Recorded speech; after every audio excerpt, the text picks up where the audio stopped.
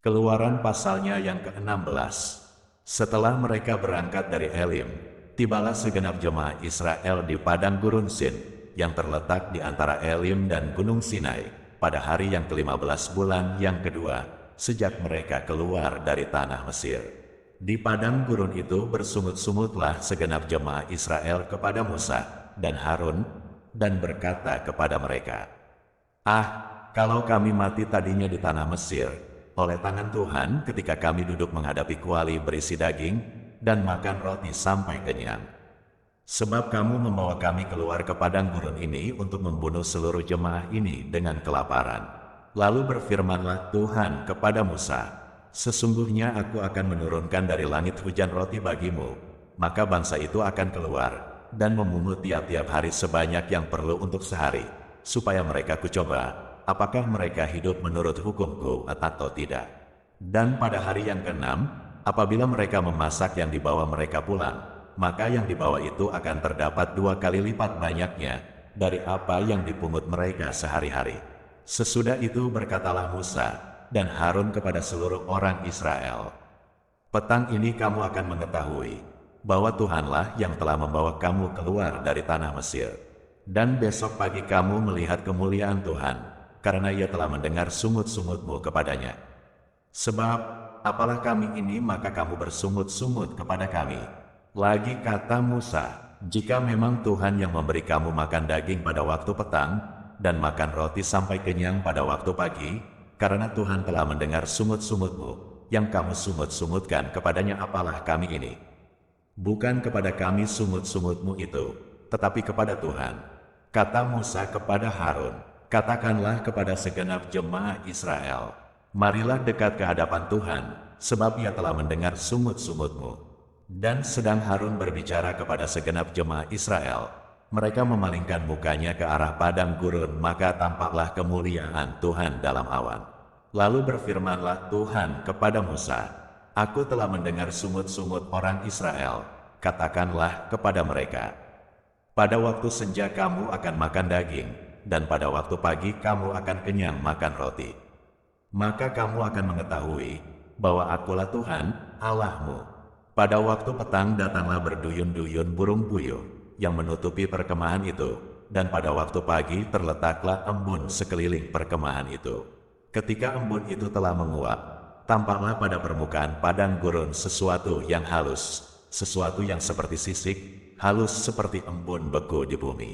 Ketika orang Israel melihatnya, berkatalah mereka seorang kepada yang lain, apakah ini? Sebab mereka tidak tahu apa itu.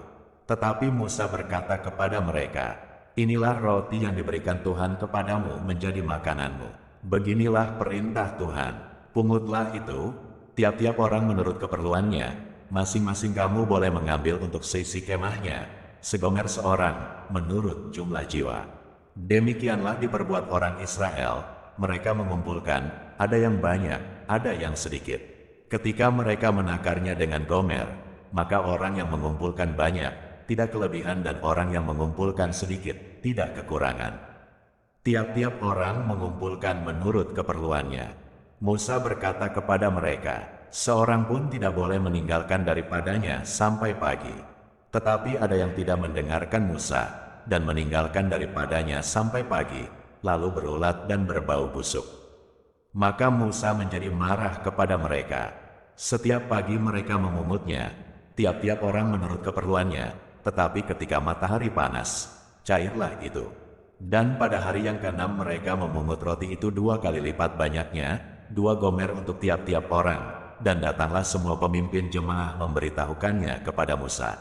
Lalu berkatalah Musa kepada mereka, inilah yang dimaksudkan Tuhan, besok adalah hari perhentian penuh, Sabat yang kudus bagi Tuhan. Maka roti yang perlu kamu bakar, bakarlah, dan apa yang perlu kamu masak, masaklah, dan segala kelebihannya biarkanlah di tempatnya untuk disimpan sampai pagi. Mereka membiarkannya di tempatnya sampai keesokan harinya, seperti yang diperintahkan Musa, lalu tidaklah berbau busuk, dan tidak ada ulat di dalamnya. Selanjutnya kata Musa, makanlah itu pada hari ini, sebab hari ini adalah Sabat untuk Tuhan. Pada hari ini tidaklah kamu mendapatnya di padang. 6 hari lamanya kamu memungutnya, Tetapi pada hari yang ketujuh ada Sabat, maka roti itu tidak ada pada hari itu. Tetapi ketika pada hari ketujuh, ada dari bangsa itu yang keluar memungutnya, tidaklah mereka mendapatnya. Sebab itu Tuhan berfirman kepada Musa, "Berapa lama lagi kamu menolak mengikuti segala perintahku dan hukumku? Perhatikanlah, Tuhan telah memberikan Sabat itu kepadamu. Itulah sebabnya pada hari ke-6 Ia memberikan kepadamu roti untuk 2 hari.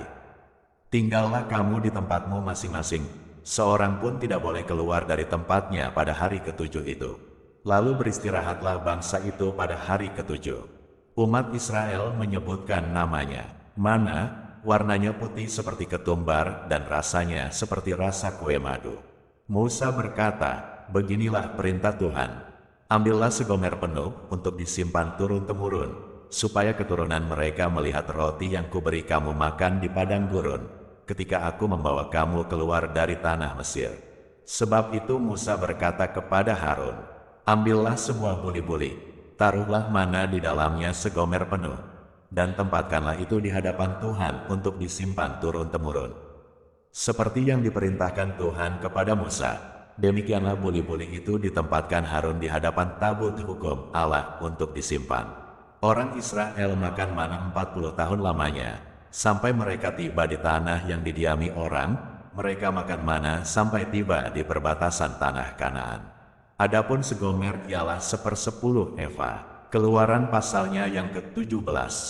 Kemudian berangkatlah segenap jemaah Israel dari padang gurun Sin, berjalan dari tempat persinggahan ke tempat persinggahan, sesuai dengan titah Tuhan, lalu berkemahlah mereka di Rafidim, tetapi di sana tidak ada air untuk diminum bangsa itu. Jadi mulailah mereka itu bertengkar dengan Musa, kata mereka, "Berikanlah air kepada kami, supaya kami dapat minum." Tetapi Musa berkata kepada mereka, "Mengapakah kamu bertengkar dengan aku? Mengapakah kamu mencobai Tuhan?" Hauslah bangsa itu akan air di sana. Bersungut-sungutlah bangsa itu kepada Musa dan berkata, "Mengapa pula engkau memimpin kami keluar dari Mesir untuk membunuh kami, anak-anak kami dan ternak kami dengan kehausan?" Lalu berseru-serulah Musa kepada Tuhan, katanya, "Apakah yang akan kulakukan kepada bangsa ini? Sebentar lagi mereka akan melempari aku dengan batu." Berfirmanlah Tuhan kepada Musa, "Berjalanlah di depan bangsa itu dan bawalah beserta engkau beberapa orang dari antara para tua-tua Israel. Bawalah juga di tanganmu tongkatmu yang kau pakai memukul sungai Nil dan pergilah. Maka aku akan berdiri di sana di depanmu di atas gunung batu di Horeb. Haruslah kau pukul gunung batu itu dan dari dalamnya akan keluar air, sehingga bangsa itu dapat minum." Demikianlah diperbuat Musa di depan mata tua-tua Israel. Dinamailah tempat itu Masa dan Meriba, oleh karena orang Israel telah bertengkar dan oleh karena mereka telah mencobai Tuhan dengan mengatakan, "Adakah Tuhan di tengah-tengah kita atau tidak?" Lalu datanglah orang Amalek dan berperang melawan orang Israel di Rafidim. Musa berkata kepada Yosua, "Pilihlah orang-orang bagi kita, lalu keluarlah berperang melawan orang Amalek. Besok aku akan berdiri di puncak bukit itu dengan memegang tongkat Allah di tanganku." Lalu Yosua melakukan seperti yang dikatakan Musa kepadanya dan berperang melawan orang Amalek. Tetapi Musa, Harun dan Hur telah naik ke puncak bukit. Dan terjadilah, apabila Musa mengangkat tangannya, lebih kuatlah Israel. Tetapi apabila ia menurunkan tangannya, lebih kuatlah Amalek. Maka penatlah tangan Musa, sebab itu mereka mengambil sebuah batu, diletakkanlah di bawahnya, supaya ia duduk di atasnya. Harun dan Hur menopang kedua belah tangannya, seorang di sisi yang satu, seorang di sisi yang lain, sehingga tangannya tidak bergerak sampai matahari terbenam. Demikianlah Yosua mengalahkan Amalek dan rakyatnya dengan mata pedang. Kemudian berfirmanlah Tuhan kepada Musa, "Tuliskanlah semuanya ini dalam sebuah kitab sebagai tanda peringatan, dan ingatkanlah ke telinga Yosua, bahwa aku akan menghapuskan sama sekali ingatan kepada Amalek dari kolong langit." Lalu Musa mendirikan sebuah mezbah dan menamainya, "Tuhanlah panji-panjiku." Ia berkata, "Tangan di atas panji-panji Tuhan." Tuhan berperang melawan Amalek turun-temurun. Keluaran pasalnya yang ke-18. Kedengaranlah kepada Yitro, imam di Midian, mertua Musa, segala yang dilakukan Allah kepada Musa dan kepada Israel, umatnya, yakni bahwa Tuhan telah membawa orang Israel keluar dari Mesir. Lalu Yitro, mertua Musa, membawa serta Zipora, istri Musa yang dahulu disuruh Musa pulang, dan kedua anak laki-laki Zipora, yang seorang bernama Gersom, sebab kata Musa, "Aku telah menjadi seorang pendatang di negeri asing," dan yang seorang lagi bernama Eliezer, sebab katanya, "Allah Bapakku adalah penolongku, dan telah menyelamatkan aku dari pedang Fir'aun." Ketika Yitro, mertua Musa, beserta anak-anak dan istri Musa sampai kepadanya di padang gurun, tempat ia berkemah dekat gunung Allah, disuruhnyalah mengatakan kepada Musa, "Aku, mertuamu Yitro, datang kepadamu membawa istrimu beserta kedua anaknya." Lalu keluarlah Musa menyongsong mertuanya itu, sujudlah ia kepadanya dan menciumnya. Mereka menanyakan keselamatan masing-masing, lalu masuk ke dalam kemah. Sesudah itu Musa menceritakan kepada mertuanya segala yang dilakukan Tuhan kepada Fir'aun dan kepada orang Mesir karena Israel, dan segala kesusahan yang mereka alami di jalan dan bagaimana Tuhan menyelamatkan mereka. Bersukacitalah Yitro tentang segala kebaikan yang dilakukan Tuhan kepada orang Israel, bahwa ia telah menyelamatkan mereka dari tangan orang Mesir. Lalu kata Yitro, "Terpujilah Tuhan, yang telah menyelamatkan kamu dari tangan orang Mesir dan dari tangan Fir'aun. Sekarang aku tahu bahwa Tuhan lebih besar dari segala Allah, sebab ia telah menyelamatkan bangsa ini dari tangan orang Mesir, karena memang orang-orang ini telah bertindak angkuh terhadap mereka." Dan Yitro, mertua Musa, mempersembahkan korban bakaran dan beberapa korban sembelihan bagi Allah. Lalu Harun dan semua tua-tua Israel datang untuk makan bersama-sama dengan mertua Musa di hadapan Allah. Keesokan harinya duduklah Musa mengadili di antara bangsa itu, dan bangsa itu berdiri di depan Musa dari pagi sampai petang. Ketika mertua Musa melihat segala yang dilakukannya kepada bangsa itu, berkatalah ia, "Apakah ini yang kau lakukan kepada bangsa itu? Mengapakah engkau seorang diri saja yang duduk, sedang seluruh bangsa itu berdiri di depanmu dari pagi sampai petang?" Kata Musa kepada mertuanya itu, "Sebab bangsa ini datang kepadaku untuk menanyakan petunjuk Allah. Apabila ada perkara di antara mereka, maka mereka datang kepadaku, dan aku mengadili antara yang seorang dan yang lain. Lagi pula aku memberitahukan kepada mereka ketetapan-ketetapan dan keputusan-keputusan Allah." Tetapi mertua Musa menjawabnya, "Tidak baik seperti yang kau lakukan itu. Engkau akan menjadi sangat lelah, baik engkau baik bangsa yang beserta engkau ini, sebab pekerjaan ini terlalu berat bagimu, takkan sanggup engkau melakukannya seorang diri saja. Jadi sekarang dengarkanlah perkataanku, aku akan memberi nasihat kepadamu dan Allah akan menyertai engkau. Adapun engkau, wakililah bangsa itu di hadapan Allah, dan kau hadapkanlah perkara-perkara mereka kepada Allah.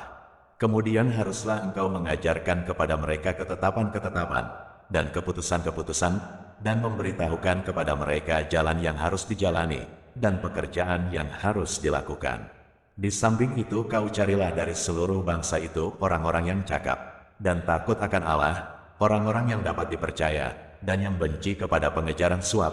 Tempatkanlah mereka di antara bangsa itu menjadi pemimpin 1.000 orang, pemimpin 100 orang, pemimpin 50 orang, dan pemimpin 10 orang. Dan sewaktu-waktu mereka harus mengadili di antara bangsa, maka segala perkara yang besar haruslah dihadapkan mereka kepadamu, tetapi segala perkara yang kecil diadili mereka sendiri. Dengan demikian mereka meringankan pekerjaanmu, dan mereka bersama-sama dengan engkau turut menanggungnya. Jika engkau berbuat demikian, dan Allah memerintahkan hal itu kepadamu, maka engkau akan sanggup menahannya, dan seluruh bangsa ini akan pulang dengan puas senang ke tempatnya." Musa mendengarkan perkataan mertuanya itu, dan dilakukannya segala yang dikatakannya. Dari seluruh orang Israel Musa memilih orang-orang cakap, dan mengangkat mereka menjadi kepala atas bangsa itu, menjadi pemimpin 1.000 orang, pemimpin 100 orang, pemimpin 50 orang, dan pemimpin 10 orang.